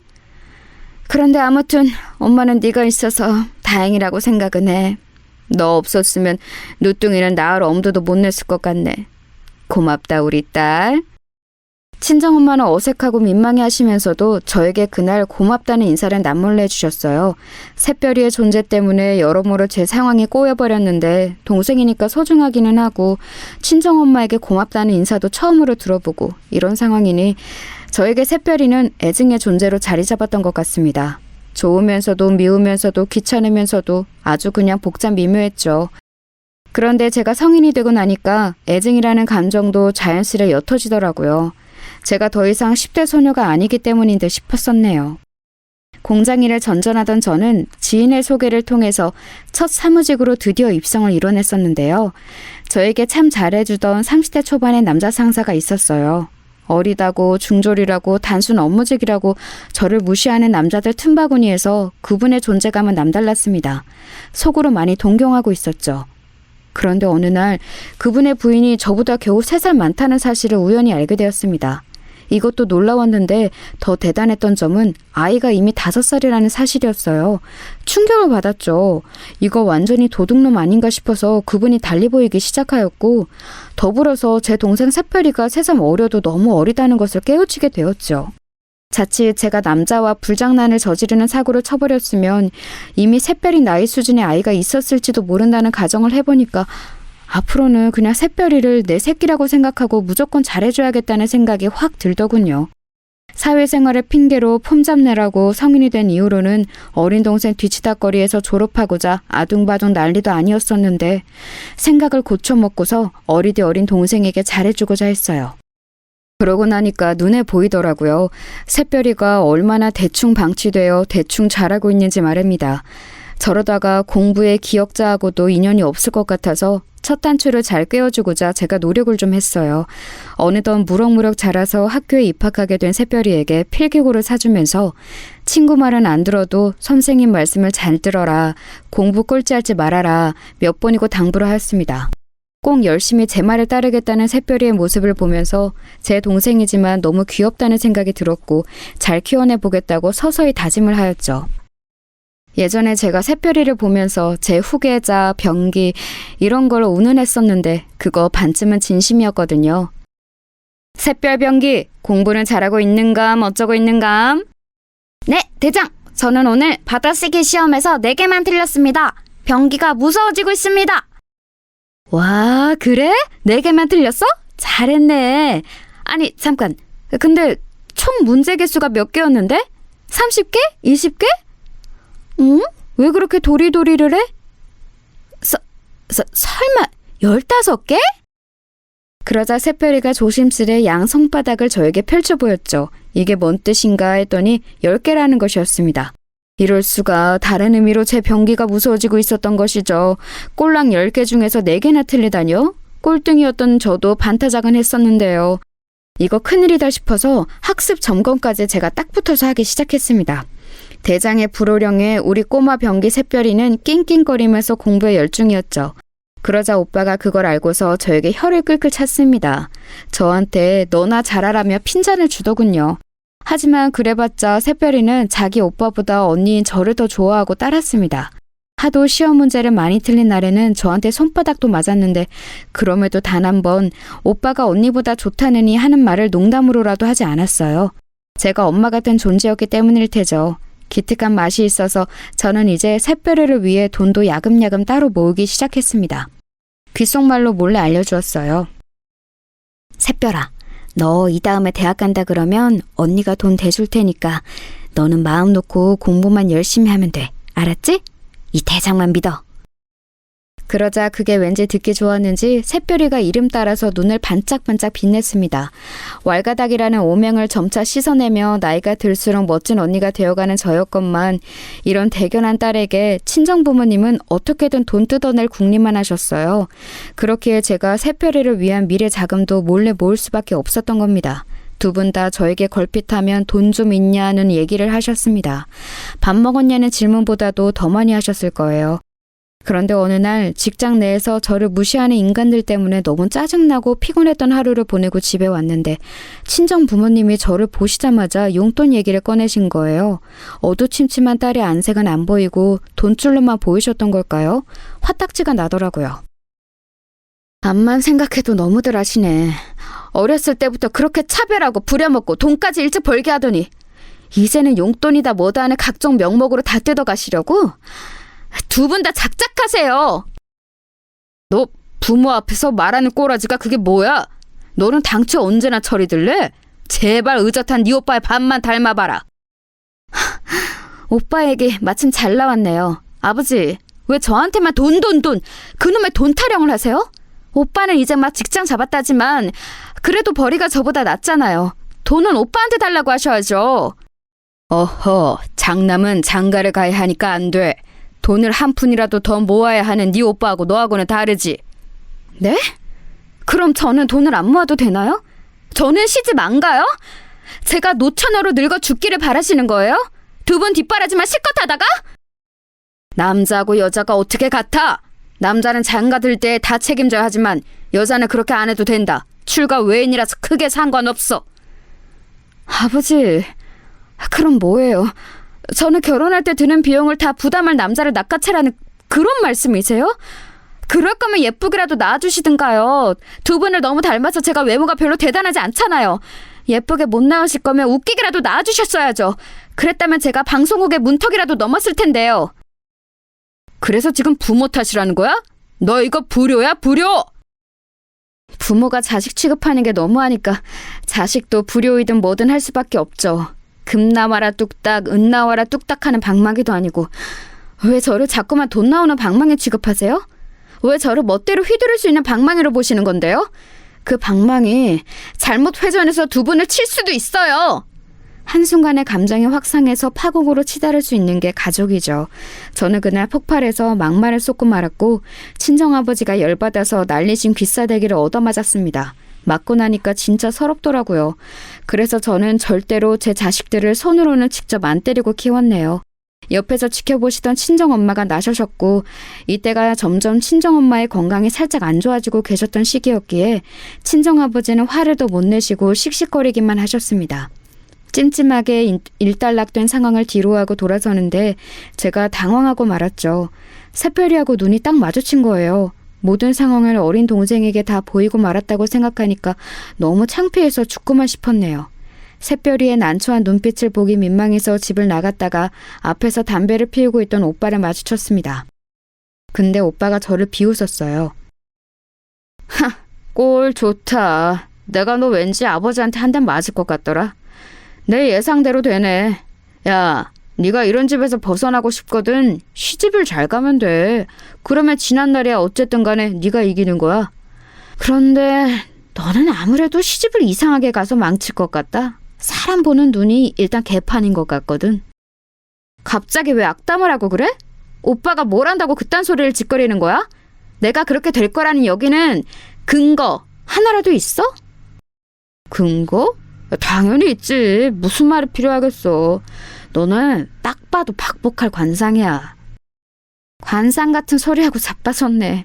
오빠 관상은 그렇다면 간신배 관상이야. 눈썹이 얍삽하게 생겨먹었잖아. 그러니까 괜찮은 여자하고 맺어질 리가 없지. 그 바람에 오빠하고도 간만에 된통 다퉜습니다. 서로에게 유치한 맹공격을 퍼부었지요. 그날 밤에 자려고 누워서는 나이 먹고 이게 뭐하는 짓인가 싶어서 스스로가 한심해 죽는 줄 알았습니다. 새별이에게 아버지한테 귀싸대기나 얻어맞는 모습을 보인 것도 민망했고요. 그런데 이틀 뒤 새별이가 저에게 밥상을 차려줬습니다. 뭔 요리를 할 줄 안다고 밥을 차렸냐고 하니까는 자기는 다 잘한다면서 배시시 웃더라고요. 갓난 아기일 적에도 꼭 저렇게 웃었었는데 가슴이 뭉클했네요. 저한테 힘내라면서 밥을 차려준 새별이의 마음씨가 너무 기특했어요. 나 위로해줘서 정말 고마워. 그런데 너는 이런 거 잘할 생각을 하지 말고 공부를 잘할 생각을 하면 더 좋아. 알았지? 언니, 내가 공부 잘하면 좋은 대학 가면 성공하는 거 맞아? 콕 찍어서 그렇게 물어보면 내가 할 말이 없어지는데. 하지만 확실한 건 좋은 대학을 안 가는 것보다야 가는 게 낫다는 거지. 네 인생에서 고를 수 있는 선택지 자체가 달라질 테니까. 새별아, 내가 얼마나 대단한 고난과 시련을 겪으며 살아왔는지 알지? 네가 나 대신 멋지게 활약을 해줘야 내가 한이 풀린다고. 그랬었지? 응, 언니. 어제 언니 혼나는 모습 보니까 진짜로 대단한 고난과 시련을 겪어온 게 맞는 것 같아. 나 앞으로 언니를 생각하면서 더욱 공부 열심히 할게. 오빠보다도 성공할 거야. 너 말 잘했다. 바로 그거야. 오빠보다 성공하는 거지. 내가 너를 후계자로 지목하고 병기로 키우는 보람이 있네. 제가 너스레를 떨자 동생은 수저를 내려놓은 손을 자기 머리 옆에 가져다 대면서 충성 제스처를 해보였습니다. 자기는 저를 영원히 대장으로 따를 거라고 했습니다. 귀엽고 착실한 새별이에게 떳떳할 수 있도록 제가 멋지게 살았다면 아주 좋았을 텐데. 애석하게도 오빠의 말이 어느 정도 맞아떨어지고 말았어요. 그건 바로 제가 상당히 별로라고 할 수 있는 결혼을 선택해버린 것이었습니다. 남편의 능력도 별로였고 시댁이라는 집단은 말할 것도 없었지요. 도대체 왜 그딴 어이없는 선택을 했냐고요? 여러분께만 솔직히 당시 제 심정을 밝혀볼게요. 사실 저는 남편의 얼굴, 이거 딱 하나만 보고 결혼을 했습니다.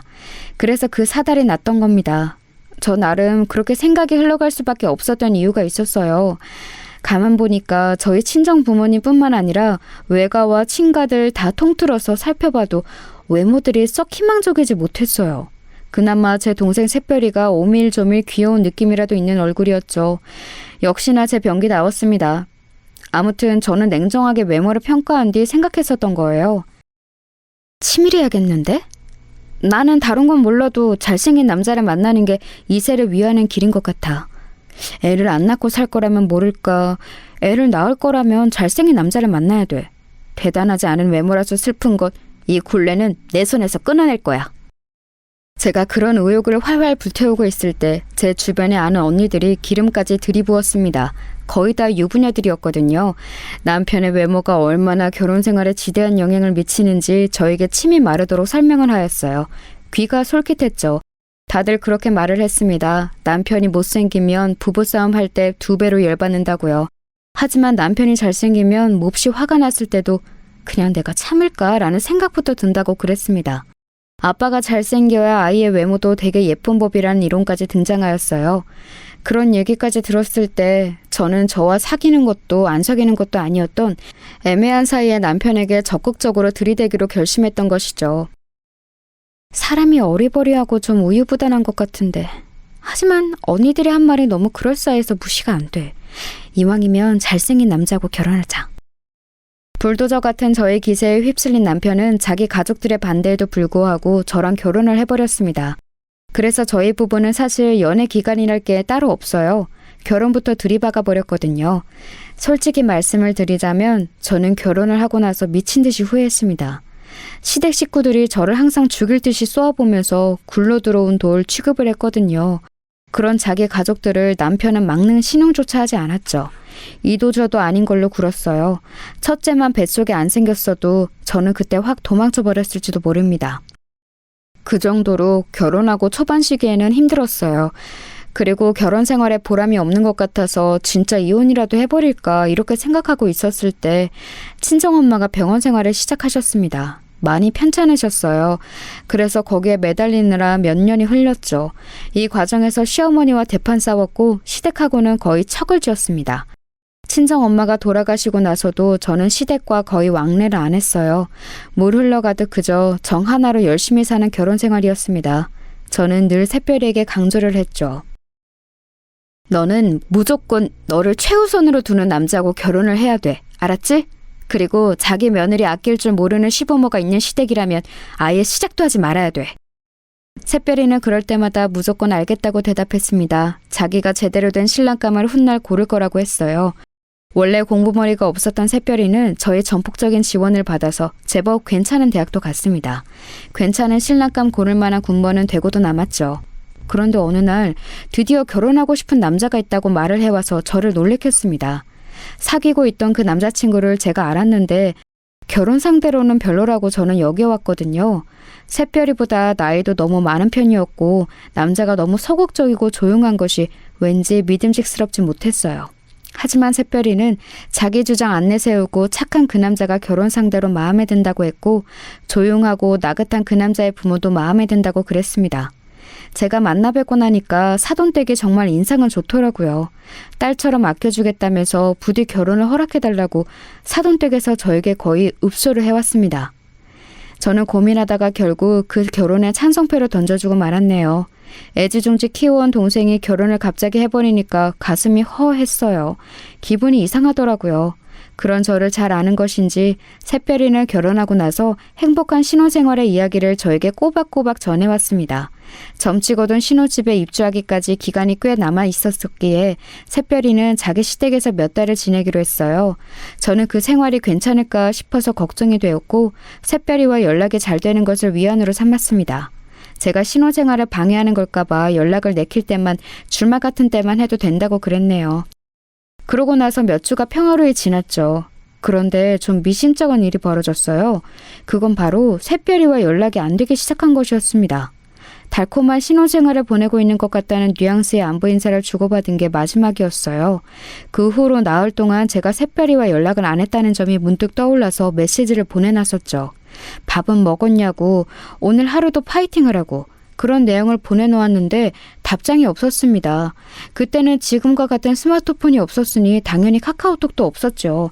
당초에 제가 보낸 메시지를 읽었는지 안 읽었는지 알 길이 없으니까 이튿날에 제 속이 답답해지더군요. 그래서 전화를 걸었습니다.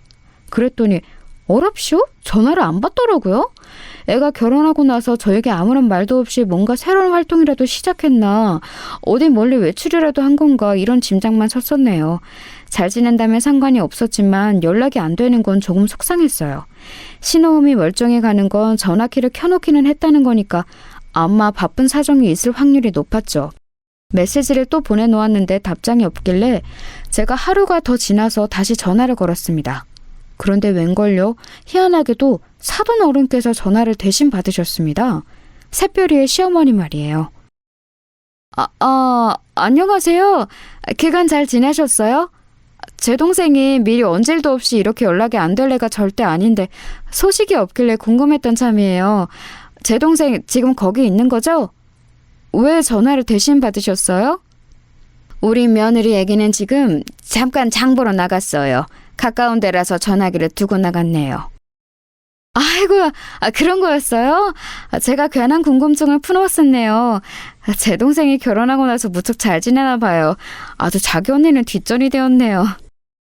여자는 대개 결혼하고 나면 출가 외인이니 어쩔 수 없는 법이지요. 그러니 앞으로는 신경 쓰시는 걸 조금 줄이셔야겠어요. 네, 조언 감사합니다. 제 동생이 귀가하면 저에게 전화 한 통 좀 하라고 얘기 좀 전해주시겠어요? 우리 며느리 얘기가 별일이 없으면 연락을 안 할 수도 있겠고 별일이 있으면 어련히 따로 연락을 드릴 테고 뭐 이렇게 자기가 알아서 하겠죠. 그때 왠지 사돈 어른의 시큰둥한 말투에서 기분 나쁜 기운을 읽었던 것 같아요. 자기 며느리한테 네 언니가 전화 달라더라 이 말 하나 전하는 게 뭐 그렇게 어렵나요?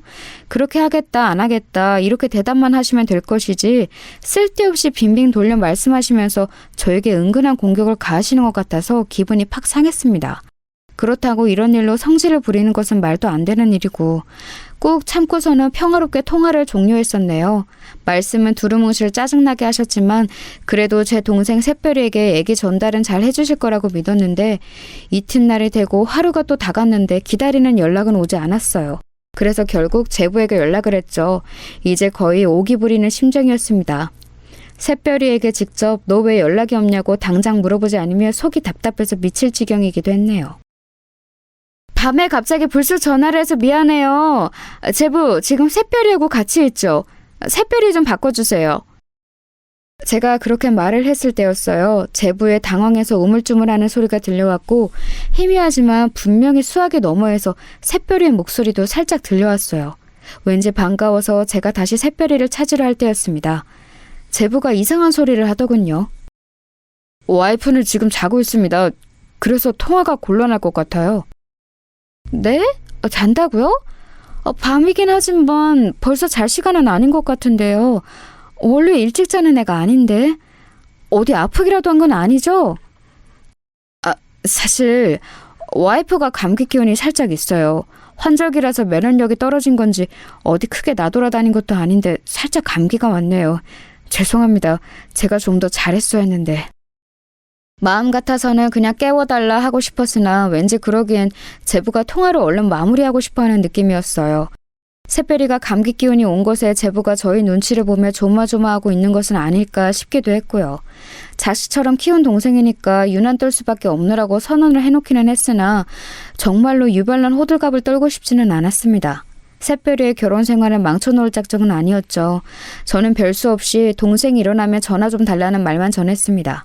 그런데 이튿날이 되어도 또 연락이 없는 거예요. 걱정과 불안과 짜증이 한데 섞여서 피어올랐습니다. 그런 저를 보면서 남편이 고개를 흔들었지요. 당신 아까부터 보자 하니까 일을 왜 그렇게 갈고 다리를 왜 그렇게 떨어? 이 다 나가고 복 다 나가겠어. 처제가 어련히 잘 있을까 봐서 이래? 잘 때 이간의 습관이 있는 당신이 나에게 할 말은 아니야. 그리고 다리 떠는 게 건강에는 좋거든? 연락 이 정도로 안 되는 거 사실 대단히 별일은 아닐 수도 있어. 남들이 보면 그래서 뭐가 문제냐고 할 수도 있겠지만 내 동생은 이렇게 연락이 안 될 사람이 아니기 때문에 내가 지금 이러는 거야. 내가 이런 말을 하며 당신은 화를 낼까 봐 참았는데 나는 처제가 결혼하고 나서 자기만의 온전한 생활을 가져본 것에 만족감을 느껴서 잠시만이라도 당신에게서 해방되고 싶어하는 건 아닐까 이런 추측이 들더라. 간섭을 벗어나서 한 번쯤은 아예 연락도 안 하고 안 받고 싶어하는 거겠지. 상식적으로 지금 이 상황은 그런 상황이야. 당신도 속으로는 내심 이렇게 생각을 하고 있었지?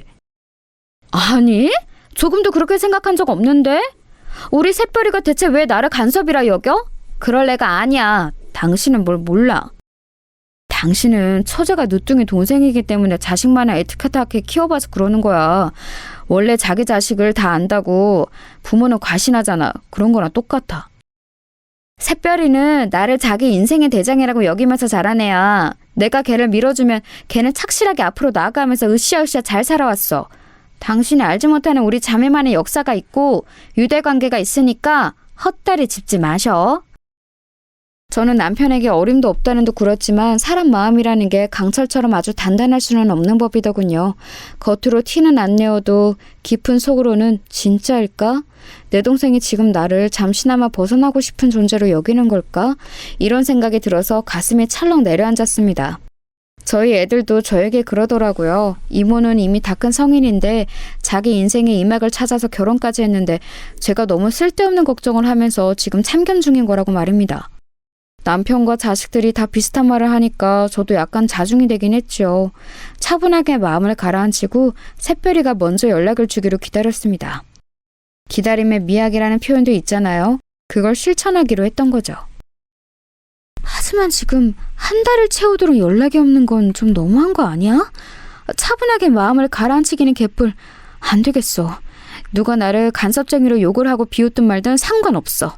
이런 답답한 심정을 안고 지내느니 저질러 버리는 게 낫지. 당장 쳐들어간다. 그러나 제 성격상 실천의 결심은 얼마 가지 않았고 차키를 집어들고 말았습니다. 왜냐하면 제보 또한 연락이 안 되고 있었기 때문입니다. 왠지 제 연락을 피하는 것 같다는 생각이 들었어요. 차로 2시간 걸리는 거리를 저는 1시간 40분 만에 돌파하여 새별이가 있는 곳에 도착을 하였습니다. 새별이의 시댁이기도 했지요. 거침없이 현관 앞으로 가서 초인종을 눌렀습니다. 새별이의 시어머니, 사돈 어른이 응답을 하시더군요. 불쑥 찾아온 방문객의 정체가 저인 것을 아시자 인터폰 너머로 왠지 흠칫하시는 게 느껴졌어요. 동생 만나러 왔다고 했더니 없다고 하더라고요. 제가 문이나 열라고 그랬죠. 먼 길 왔는데 인터폰으로만 대화하고 있는 건 좀 아니었으니까요. 사돈 어른도 그리 생각하기는 하셨는지 잠시 후 현관문을 열어주셨습니다. 처음에는 분명 결이 가득한 얼굴로 문을 딱 여셨는데 살벌하게 가라앉은 제 얼굴을 보시더니 약간 주춤하시면서 안색을 바꾸셨어요. 제 귀에 눌리신 모양이었습니다. 굉장히 난처한 표정으로 눈썹을 축 내리시면서 제 동생이 없으니까 지금은 곤란하다고 하시더군요. 우리 며느리 애기가 아침 일찍부터 약속이 있다나 뭐라나 그러면서 외출하고 지금은 없어요. 어떡하죠?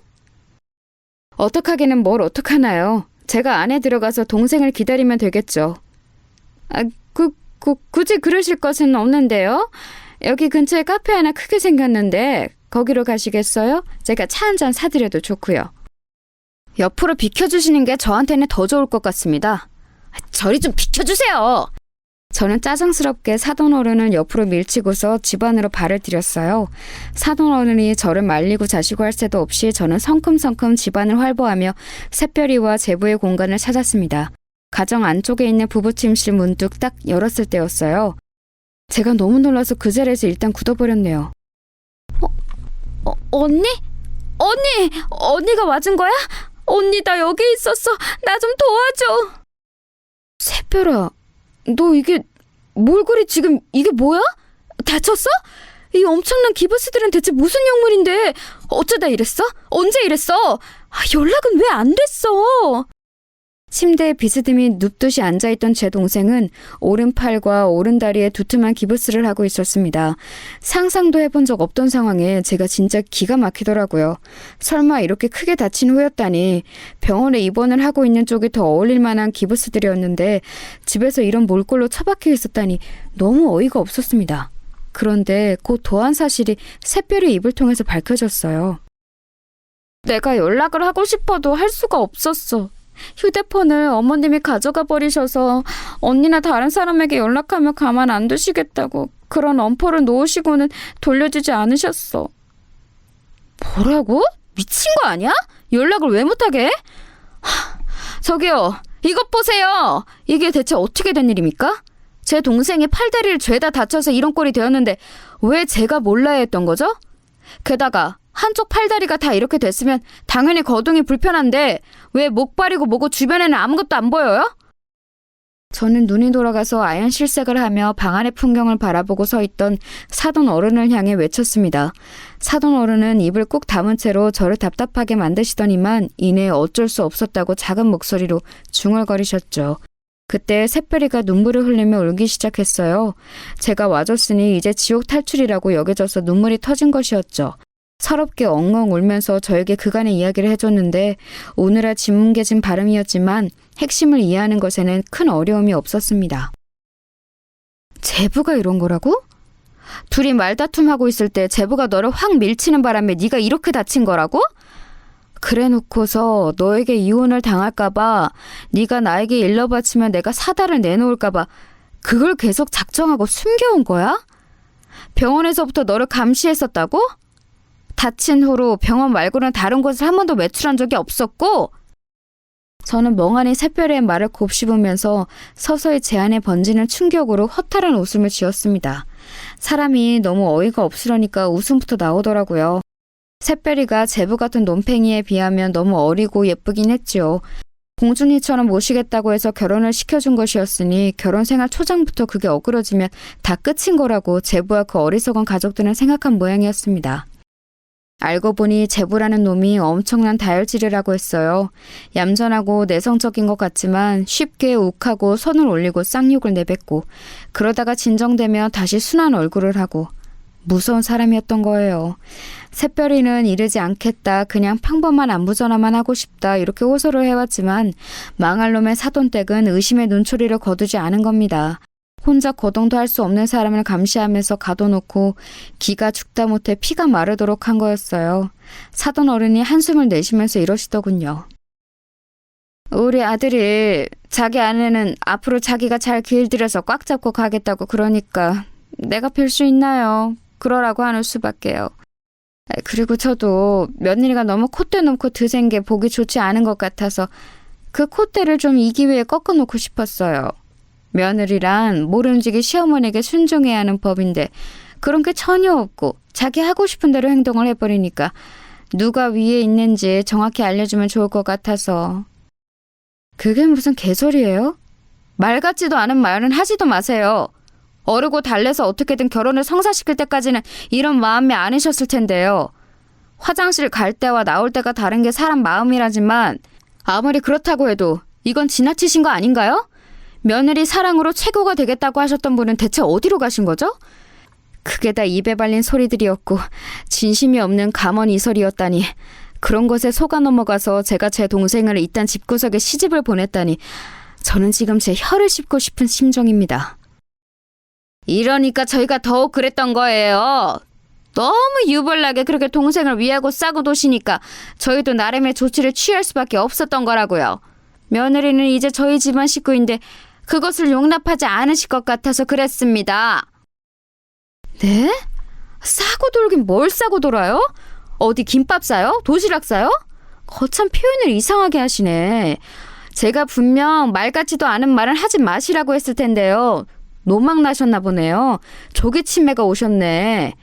새별아, 나는 네가 벌써부터 치매가 온 시어머니 모시고 살기에는 너무나도 젊고 아깝다고 생각하는데 너는 어떻게 생각하니?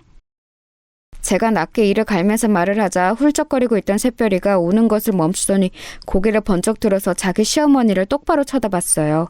그리고 다음 순간 제 동생 새별이가 취한 행동에 상황이 상황임을 잊고 저는 웃음이 터질 뻔했습니다. 새별이가 멀쩡한 왼손을 들어서 손가락 부분만 기부스 밖으로 나와 있는 오른손을 움직이더니 기부스 끝으로 오른손가락에 중지를 들어올린 거예요. 제가 키운 동생에게서 난생 처음 보는 손가락 욕이었습니다. 기부스 사이로 가운데 손가락을 들어올린 새별이가 눈을 부릅뜨고 말했어요. 어머님, 이거나 잡수세요. 그리고 꺼지세요. 그러자 사돈 어른이 삽시간에 얼굴이 벌겋게 달아오르더군요. 마음 같아서는 깽판을 쳐놓고 싶었으나 새별이를 챙기는 것이 우선이었기에 저는 얼른 부축에 나섰습니다. 목발도 없이 사람을 이렇게 방치해놨다니 새별이를 힘겹게 부축하는 동안 욕이 나오더라고요. 사돈 어른은 이대로는 못 간다면서 절대 못 보내니까 자기 아들이 올 때까지만이라도 있어야 한다고 박박 우겨댔어요. 그래서 제가 그 면상 앞에 꽉 쥔 주먹을 들이밀었죠. 한마디만 더 하면 주먹을 응당하겠다는 표시였습니다. 불쑥 들이밀어진 주먹에 놀란 사돈 어른은 엉덩방아를 찌우며 주저앉았습니다. 세게 엉덩방아를 찌으신 것인지 바로 일어나지 못하시고 허리를 부여잡으며 고통스레 신음을 하셨어요. 그러거나 말거나 저는 새별이를 챙겨서 그곳을 빠져나가기에 급급했네요. 웬 정신나간 집안에 잘못 걸려서 그간 마음고생 몸고생 다 하고 있었을 제 동생을 생각하니 짠하기도 했고 미안하기도 했습니다. 내가 너무 미안하다 새별아. 진작에 찾아왔어야 했는데 네가 너무 잘 지내느라 나에게 연락을 일부러 안 할 수도 있다고 여기고서는 지금까지 시간을 지체해버렸어. 내가 잘못이었어. 아니야, 괜찮아. 하나도 안 늦었어. 다친 사람을 이렇게 고립시켜 놓은 남편 시대. 그렇다면 내가 다 나은 후에는 어쩌려고 이러는 것인지, 그 안에 나의 길을 팍팍 죽여놓으려고 이러는 것인지 정말 감이 안 잡히는 이상한 사람들이라서 황당했고 무서웠는데 그래도 꿋꿋하게 버틸 수 있었던 건 언니가 나를 찾으러 와줄 거라는 믿음이 있어서였어. 왜냐하면 언니는 내 대장이잖아. 대장이라면 반드시 멋지게 출동해 줄 줄 알았지. 새별이는 그렇게 말하며 씩씩하게 웃어 보였지만 눈가에는 눈물이 다시 맺혀 있었죠.